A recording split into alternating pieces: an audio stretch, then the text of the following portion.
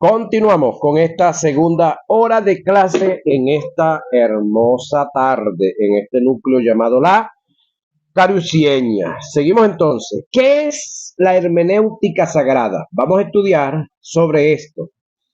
¿Qué es la hermenéutica sagrada? Ok. Seguimos avanzando. Es un método o sistema que nos presenta una serie de herramientas que se consideran códigos y reglas como principios de interpretación y a su vez nos enseñan a trabajar con ella para realizar estudios de las escrituras en forma, oiga, exegética, polifacética y sistemática. ¿Qué es exegético? Lo opuesto a eisegético. Eisegético es mis ideas, mi pensamiento, lo que a mí me parece. Eso es eisegético. Exegético es buscar el entorno del texto con su contexto, los textos paralelos, es decir, buscar la interpretación correcta de la escritura, sí, del tema, es decir, donde comenzó el tema que tiene que ver con la hilación del pensamiento. Oiga, polifacética. La palabra poli, amplia, polideportivo, policlínica, policía, ¿qué otra más hay? Cumplen varias funciones. ¿Sí? Una policlínica tiene tratamiento para varias patologías. Un polideportivo es un campo grande, creo que el que van a hacer aquí pareciera parte de un polideportivo, son varias disciplinas deportivas que se van a dar ahí. La policía cumple varios roles dentro de la ciudad, por eso la palabra poli. ¿Sí? Ahora, polifacética, varias aristas, varias áreas de la interpretación. Sistemática es la línea en la cual nosotros nos estamos moviendo acá, en la cual la segunda materia que vamos a ver, que es la primera de teología, es la fe, un estilo de vida. Yo le voy a demostrar a usted por las escrituras, por lo que he leído, por lo que se me ha iluminado de lo que he leído, que en el Antiguo Testamento nadie, Jonathan, tuvo fe. Nadie, en el Antiguo Testamento nadie tuvo fe. Yo se lo voy a demostrar cuando lleguemos a esa materia. Le voy a demostrar que parte de la naturaleza de Dios está en nosotros ya, por supuesto en nuestro espíritu. Le voy a demostrar que si en la iglesia hay fe, hay amor ágape, y si hay amor ágape, hay fe también, porque son hermanos gemelos. No puede decir alguien, yo tengo fe y no tengo amor, no puedo perdonar lo que me hizo Jonathan. Yo no puedo perdonarlo, ya va. Si tienes el ágape de Dios, tú puedes perdonar lo que sea. Porque pregunto yo, ¿a qué ser le han hecho tanto daño como se lo hicieron a Jesús? Y en la cruz del Calvario, él pudo decir, Padre, perdónale porque no saben lo que hacen. Y de paso, fueron las primeras palabras de Jesús de las 7 que dijo allá. ¿Por qué razón? Porque ese sacrificio que Jesús iba a hacer tenía que estar libre de pecados, tenía que estar libre de resentimientos, tenía que estar pleno en santidad. Entonces, claro que Jesús a lo interno lo tenía, pero necesitaba expresarlo. Por ahí decimos los hombres, Jonathan, que nosotros no necesitamos saber que nos aman, sino que nos los demuestren. Decimos los hombres, nosotros no necesitamos saber que nos aman, demuéstrenlo. Yo no sé cuál será el de las mujeres. Entonces Jesús estaba demostrando lo que había en él. Pero le estaba diciendo al Padre también que perdonara a toda esa gente. ¿Por qué le estaba diciendo al Padre que perdonara a toda esa gente? Porque usted se imagina el corazón del Padre cómo estaba con su hijo cargado de pecado, todo el pecado de la humanidad sobre él, y estando siendo juzgado aparentemente injustamente. No era injustamente porque estaba siendo justamente, porque Dios no hace nada injusto, pero era como una figura injusta. Entonces Jesús muestra que en él no había ningún tipo de resentimiento para que ese sacrificio fuera limpio y puro y el Padre pudiera aceptarlo, pero le dice al Padre también que los perdone porque ya él los había perdonado. Ahora, cuando uno de entre nosotros, cristianos, dice que no puedo perdonar lo que me hizo fulano, lo que me le hizo el otro, yo no puedo perdonar que las hermanas lleguen tarde al culto, sí puedo perdonarla, pero le digo, hermana, para la próxima se prepara más temprano porque no había clase. Ahora, tranquilo, sistemática.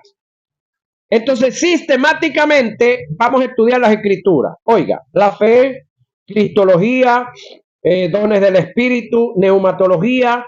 Vamos a hablar varios temas de teología. Ahora, en forma acertada, si no se toma en cuenta, oigan mi gente, el contenido de lo que está intrínsecamente en la hermenéutica como método o sistema de interpretación para el estudio de las Sagradas Escrituras, se corre el riesgo de caer en el terreno de eisegesis, lo que le acabo de decir.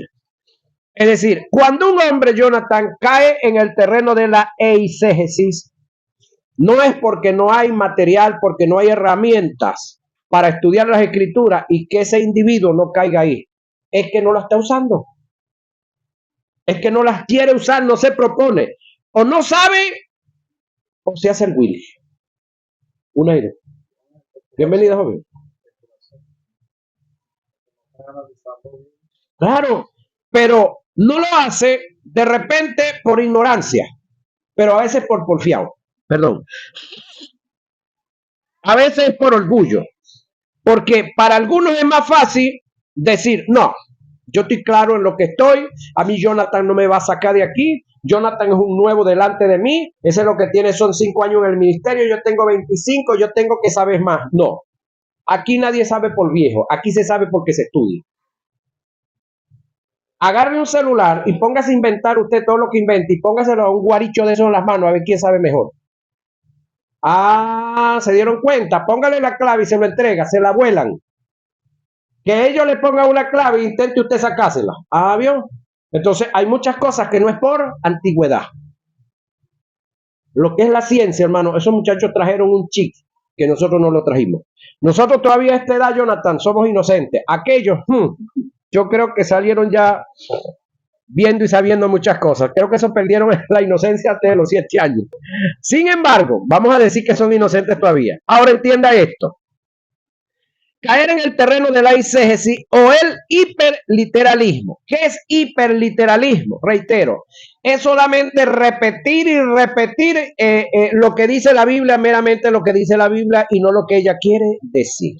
¿Sí? Ahora, entrando en el campo de la herejía y en la apostasía, convirtiéndose en un hereje y apóstata del tiempo presente. Sin embargo, alguien me dijo una verdad. Nadie puede ser considerado apóstata si primero no conoce la verdad y luego la niega. Es decir, los hombres y las mujeres que conocen la verdad y luego la niegan, eso es el verdadero apóstata. Pero tenemos gente, Jonathan, a esta altura de la vida, guardando el sábado nuevamente, es decir, fueron evangélicos por varios años. Entonces estudiaron un poquitico por ahí el judaísmo, vieron un tipo con una barba, con un kipá en la cabeza y entonces lo vieron como un judío y entonces doblegaron todos los años de estudio que ellos tenían y ahora son judaizantes.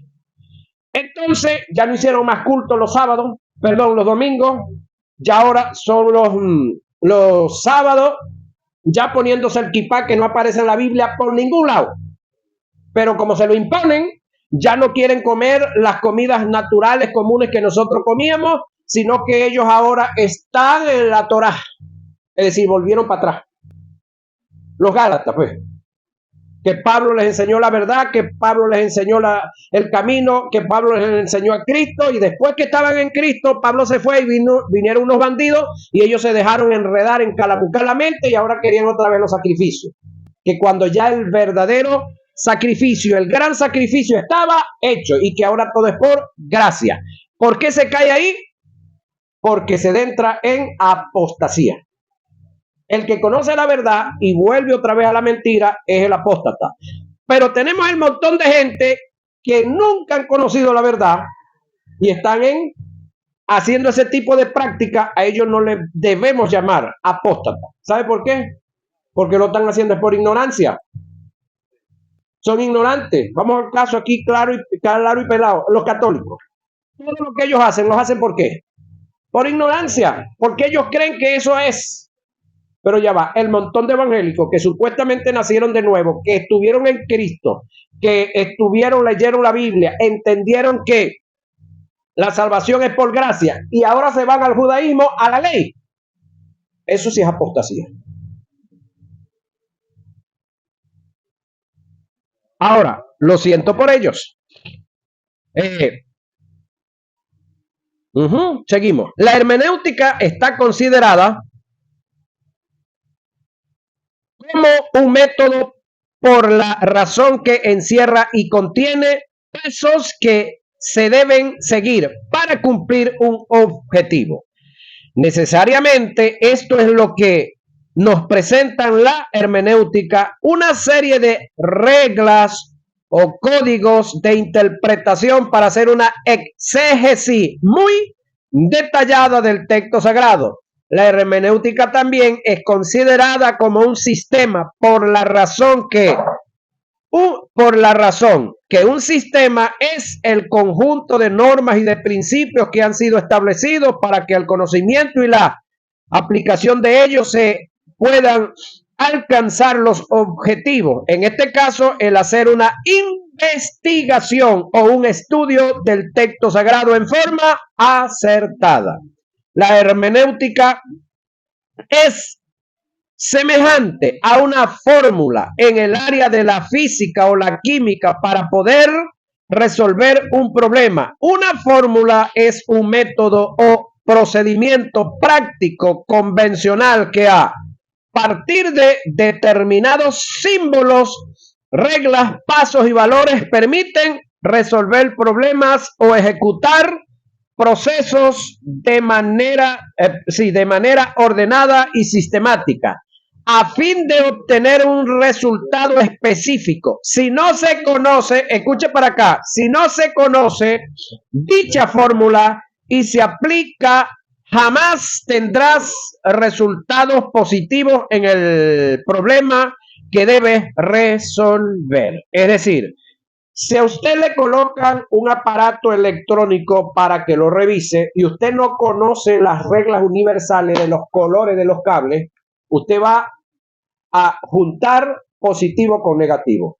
Pero si usted conoce que negativo tiene un color a nivel universal y positivo tiene otro color a nivel universal, usted va a saber cuando esté tocando cada cable.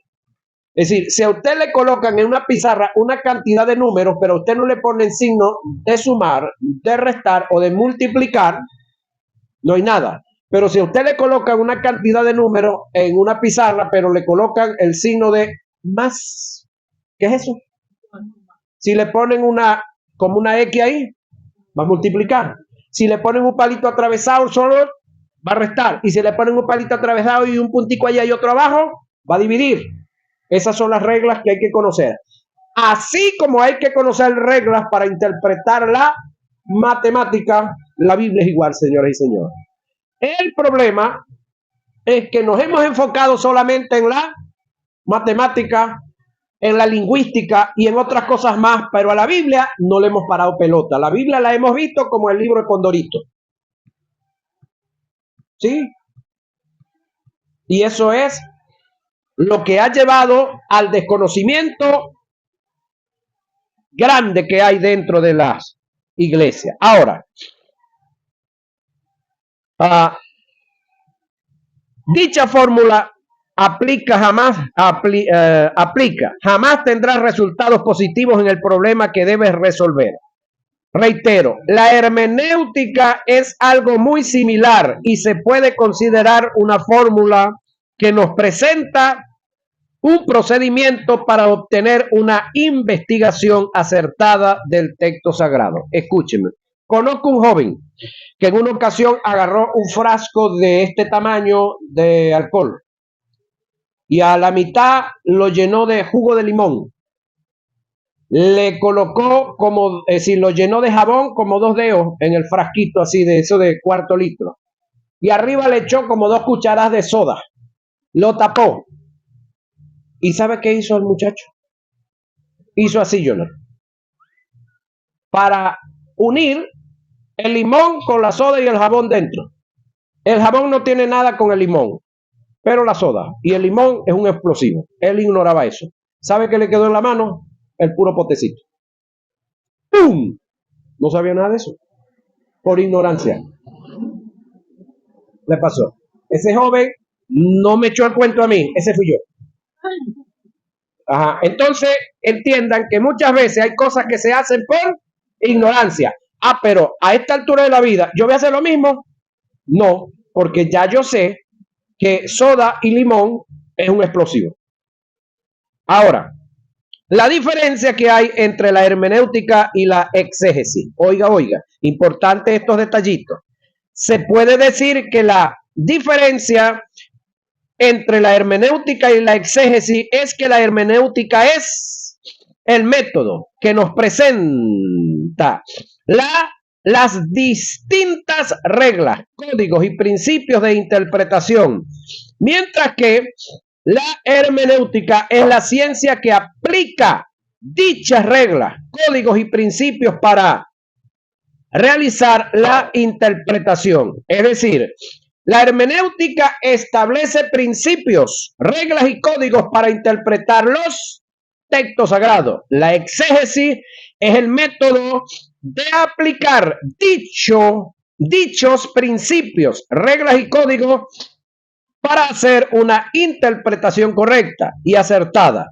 Dicho de otra manera, la hermenéutica presenta los principios, reglas y códigos de interpretación y la exégesis los aplican para la investigación. Entonces, es como que agarremos a Mateo 18, 19. ¿Cómo dice Mateo 18, 19? Porque donde están 2 o 3 reunidos en mi nombre, ahí estoy yo en medio de ellos. Y entonces lo agarramos y decimos, bueno, ya vamos a comenzar el culto porque ya aquí habemos 2 o 3. Ya va. ¿De dónde sacaron esa interpretación? Eso se llama eisegesis. Porque para entender ese texto, usted tiene que comenzar en el verso 15, leerlo todo el tema, llegarlo hasta el 21 o el 22, que es donde hay un brollo de 2 en el comienzo. Si tu hermano pecare contra ti, ve y repréndelo. Si no te oyere, búscate a 2. Perdón. Si no oyere a ese otro que tú, búscate uno, perdón. Búscate a uno. Si no oye a ese uno, búscate otro. Si no oye ese a otro, búscate a otro. ¿Cuántos hay? 3 que vienen a resolver un brollo. ¿Y cuántos están en el brollo? No, en el brollo hay 2. Pero hay 3 que vienen a resolver el brollo. Oiga, Mateo 18, 19. Porque donde están 2 o 3. 2 del brollo.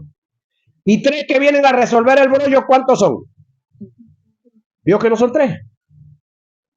¿Cómo entendimos eso? Haciendo la exégesis. No, la exégesis.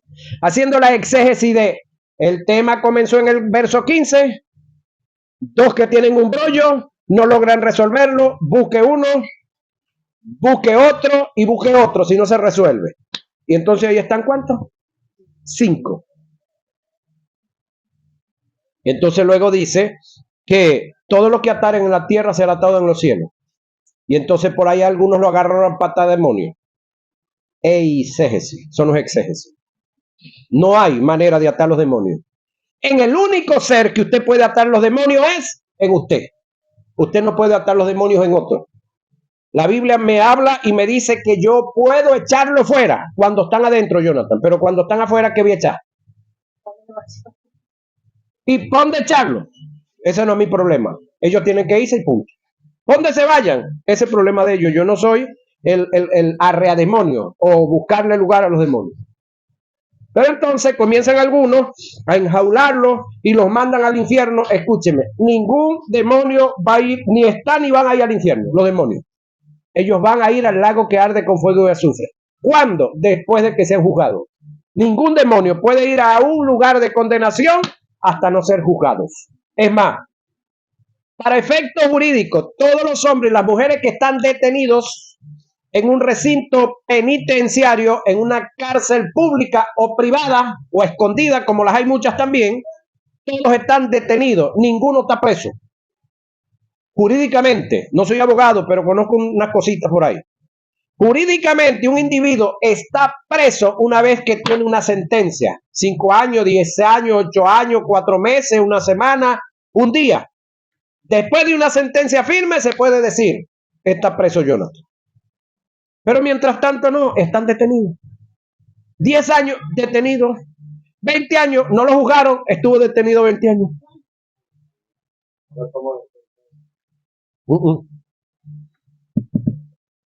Entonces, eso de paso no se toma en cuenta y debieran de pagarlo ¿cómo se llama esto? Las autoridades como tal. Hay países donde eso funciona. Gracias, joven. Ahora, seguimos acá. Génesis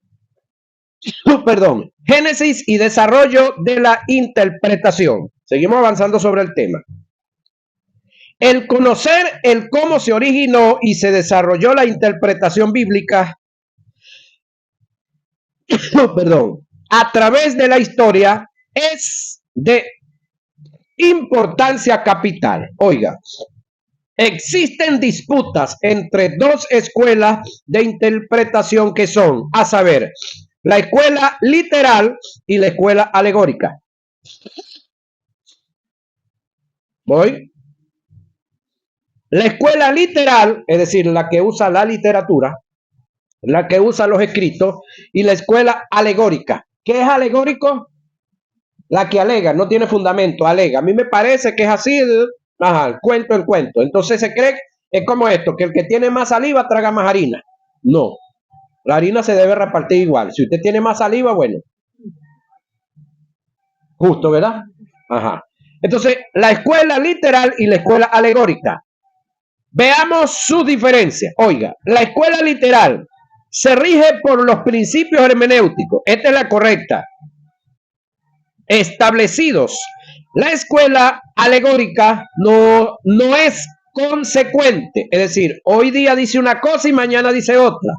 Con los principios hermenéuticos. Y da campo abierto a la especulación. Surge cuatro preguntas con relación a estas escuelas. ¿Cuál surgió primero? Importante esto. ¿Cuál de las dos fue la más usada por los profetas entre estos Esdras? O segunda pregunta. ¿Cuál fue la que usaron? Oiga, los rabinos, Cristo y los apóstoles y los reformadores en su tiempo. Importante tener en cuenta esto. La cuarta es, ¿cuál es la que debe ser usada o la que debe usar la iglesia contemporánea? Muy importante estas 4 preguntas que las vamos a ir, que las debemos de analizar. Veamos la historia y llegaremos a una conclusión exacta, precisa y concisa. Origen de la interpretación, es decir, ¿quiénes fueron los que originaron esto? Vamos a ver. Origen, comienzo. La interpretación del texto sagrado en su Antiguo Testamento se originó en los días del post-exilio, con Esdras en el año 445 a.C. Analícelo y véalo, ubíquese en el tiempo. Y fue necesaria por 2 razones. Israel en el exilio, es decir, fuera de su territorio, sacado de allá, dejó de escudriñar las escrituras, óigame, por 70 años. ¿Usted sabe lo que son 70 años fuera de su país? 70 años, todo el liderato, todos allá cautivos. ¿Qué les enseñaron allá? ¿Qué es lo primero que todo imperio hace? Cambia el lenguaje, el idioma. Segundo, la cultura. Tercero, la comida tiene que ver con la cultura también. La cultura tiene que ver con la manera de vestirse. ¿Sí? Entonces, Babilonia, en este caso, cambió todo. Por 70 años estuvieron allá. Es decir, todos los ancianos, todos los viejos murieron. ¿Quiénes regresaron? Unos viejitos, pero la mayoría nacidos allá. A uno que otro de acá. Pero ya con la mente distorsionada, cambiada. Ahora, saque cuenta, Jonathan. De las tribus indígenas que habemos aquí en Venezuela, o que todavía quedan, ¿tú perteneces a cuál? Dijera el gocho, vaya usted a saber.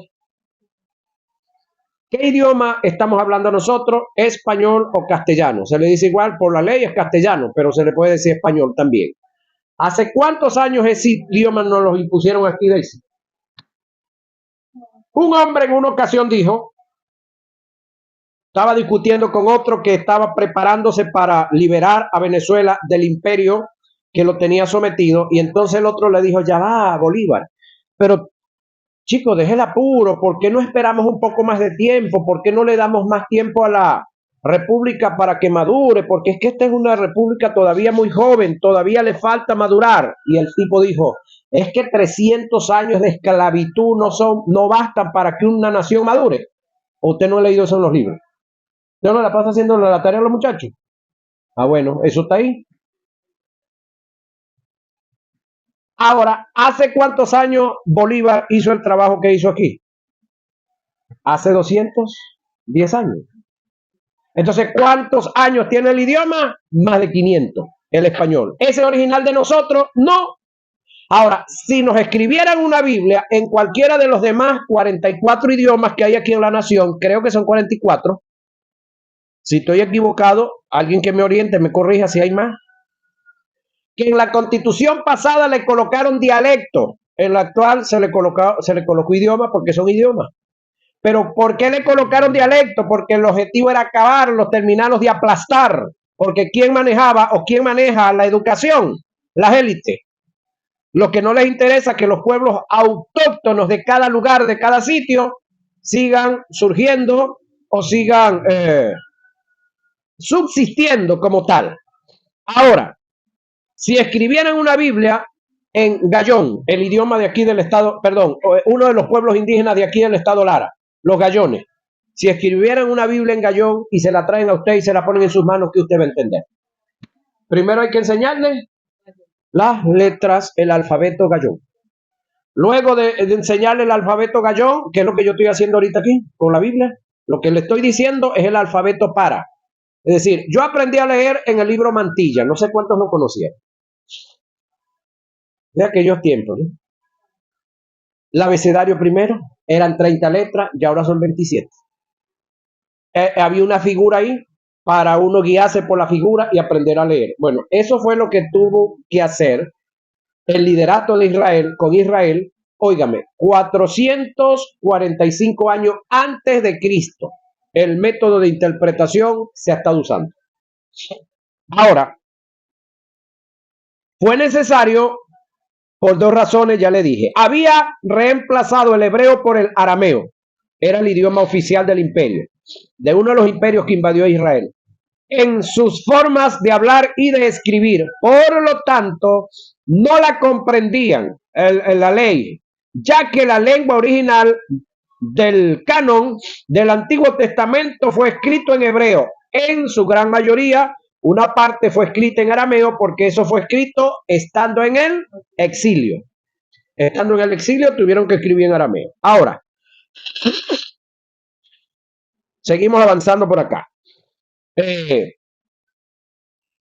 Cuando Esdras leía las escrituras, hacía estudio de ellas para que los oyentes entendiesen su contenido. El profeta no se limitaba en leer, sino que hacía exégesis de lo que leía. No hay discusión en admitir que el método usado por Esdras fue literal. Por esto afirmamos y admitimos que en una forma tácita o sobreentendida según los escritos de Nehemías, podemos aceptar que la hermenéutica, igual decir el uso del contenido, viene desde los tiempos de los profetas, allá atrás. Y leían claramente en el libro de la ley, los primeros 5 libros de Dios, y explicaban su sentido de modo que entendieran la lectura. Nehemías 8:8. El término compuesto explicaban su sentido que aparece en el pasaje, da por entendido implícitamente el uso del contenido de la hermenéutica como regla o método de interpretación al hacer lectura de las escrituras. Porque Esdras había preparado su corazón, oiga esto, para inquirir la ley de Jehová, para cumplirla, para enseñar en Israel sus estatutos y decretos. Esdras 7:10. Reitero el texto. Porque Esdras había preparado, oiga, su corazón para inquirir. Ahora, usted puede, bienvenida joven, usted puede escucharme todo un año o más. Y si usted no prepara su corazón para entender, usted nunca va a entender nada.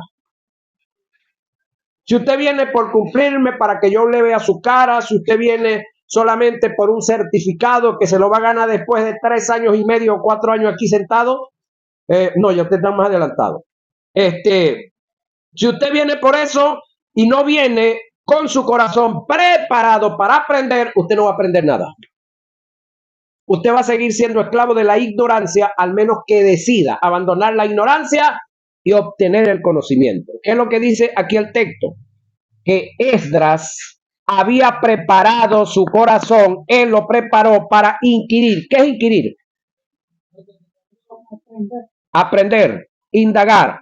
Pero tenemos un detallazo. Para aprender hay que desaprender, ¿o no? Entonces tenemos que desaprender para aprender. Hay muchas cosas que me sirvieron a mí cuando era un adolescente, pero ya después de adulto no me sirvieron más. Entonces tuve que desaprender para aprender. Yo comencé hace como 10 años, agarré estos aparaticos, sé algunas cositas, Jonathan. Ahora que me falta desaprender, salir de la ignorancia para seguirme culturizando acá. Entonces, tenemos a veces que tener un sentido de humildad y no de arrogancia. Sencillamente, si no lo sé, diga, no lo sé, enséñemelo y ya. Pero hay gente que son tan arrogantes, que ellos pues creen que se la saben toda y algo más. Pues. Ese es el detalle. Todo el orgullo no es compañero bueno para aprender. El término inquirir, que aparece en el lenguaje, significa escudriñar, indagar, investigar, sondear, profundizar, término que está relacionado en forma directa con la investigación y está asociada a la hermenéutica sagrada, la interpretación en tiempos de Cristo y los apóstoles. Vamos a ver la interpretación en tiempos de Cristo y los apóstoles, que también se hizo. Entre los judíos en esa época solo se conocía un método de interpretación y era el literal. Jesús lo utilizó y corrigió los errores en la mala interpretación del rabinismo, el cual trajo como resultado el legalismo, apartando y echando a un lado la misericordia y el perdón. Por ello Cristo les dijo, erráis desconociendo las escrituras. Mateo 22:29. Pero cabe una pregunta, ¿verdaderamente estos señores desconocían las escrituras? Vamos a ver, sabiendo de manera casi todo el Antiguo Testamento de memoria. La respuesta es, en forma literal la conocían, pero en forma exegética no le daban la verdadera aplicación. Por esta causa, Jesús los corrigió en sí. Lo que Jesús les quiso decir fue, erráis porque interpretan mal las escrituras. Sus conceptos eran formados en base a un cúmulo de textos aislados de las escrituras, semejante a lo que hizo Satanás en el desierto mientras tentaba a Jesús, Mateo 4:1. En las escrituras hay un ejemplo muy claro acerca de la interpretación literal usada por Jesús y el literalismo usada por los rabinos. Pasemos a analizar un pasaje.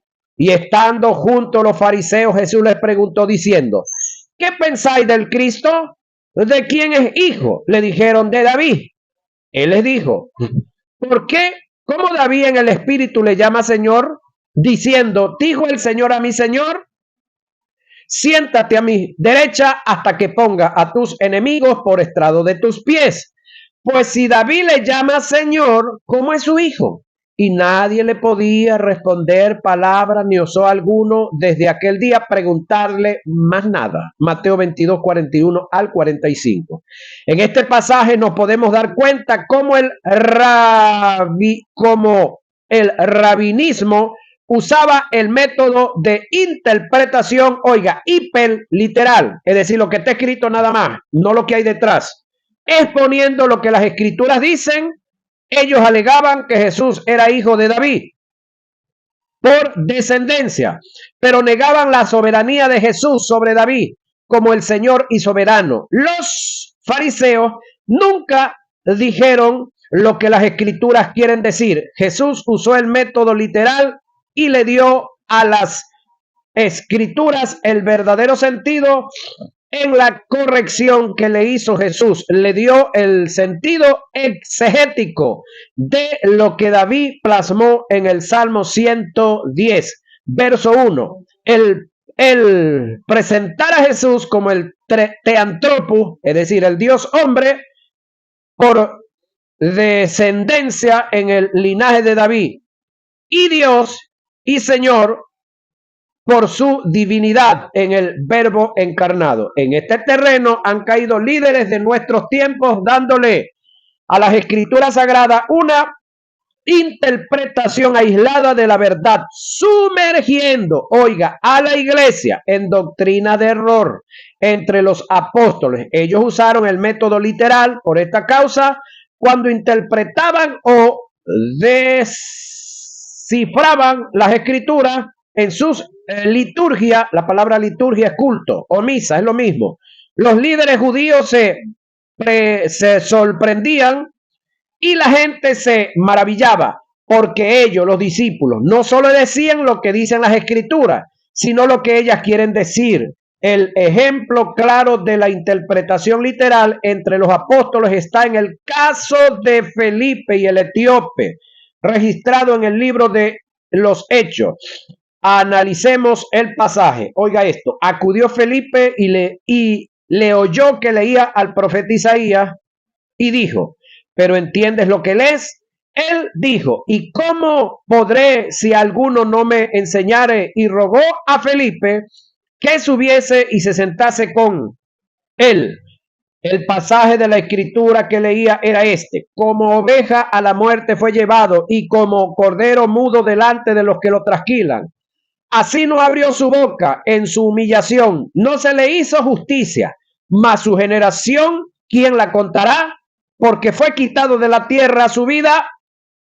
Respondiendo el eunuco dijo a Felipe: te ruego que me digas de quién dice el profeta esto, de sí mismo o de algún otro. Entonces Felipe, abriendo su boca y comenzando desde esta escritura, le anunció el evangelio de Jesús. Hechos 8:30 al 35. Reitero, al no tener conocimiento de las reglas y códigos de interpretación que nos presentan la hermenéutica como principio, se corre el riesgo de ser un mal estudioso de las escrituras y por ende ser mal expositor de ellas. Una persona que no conozca la hermenéutica y su contenido, en vez de hacer una exégesis, que es lo correcto, de las escrituras, puede caer en el terreno de la eisegesis, su propia interpretación, dándole a las escritura su propia interpretación o, en el peor de los casos, caer en el hiperliteralismo, repetir Biblia como un loro y más nada, que sería lo mismo que el decir lo que las escrituras dicen y no lo que ellas quieren decir. De allí la importancia de realizar este estudio acerca de las reglas y códigos como principio de interpretación, las cuales están implícitas en la hermenéutica sagrada. Amén. Amén y amén. Déjeme ver algo por aquí. Déjeme rematar esto. Diferencias entre el hiperliteralismo y la eisegesis y la exégesis. Hiperliteralismo es un método erróneo de interpretación, ya que es el método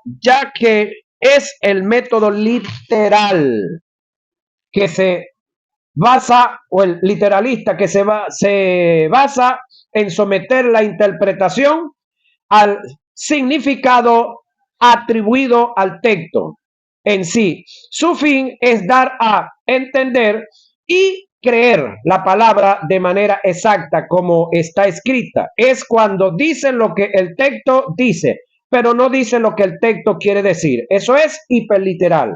Eisegesis es el proceso de interpretar un texto, especialmente las escrituras, introduciendo las ideas, creencias o perjuicios personales del intérprete en lugar de extraer el significado original del autor. Es una lectura subjetiva y sesgada o desviada que pueden distorsionar el mensaje original del texto.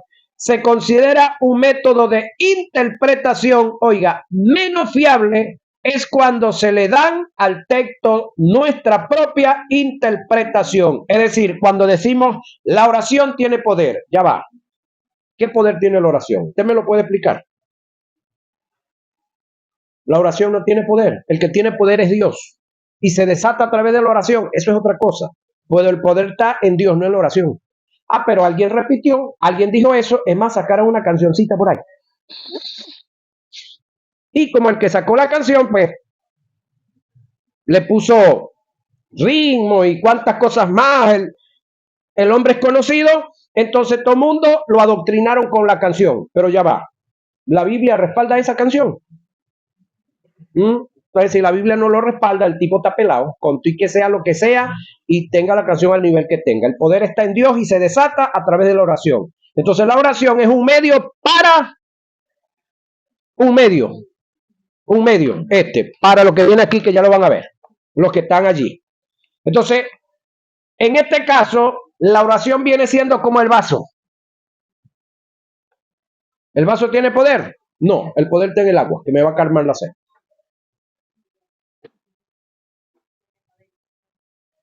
Esto tiene poder para lavar el cuerpo de todos nosotros. ¿Sabían que en Europa la gente, cuando llegaron aquí, se bañaban una vez al mes en Europa, y aquí nos bañábamos los indígenas 2 veces al día? El poder del agua. ¿Por qué las mejores colonias del mundo vienen de Europa? Usted nunca se ha preguntado. Necesitaban colonias que duraran el mes que ellos duraban sin bañarse. Con buena colonia. Ahora, el poder no está en el vaso, está en el agua.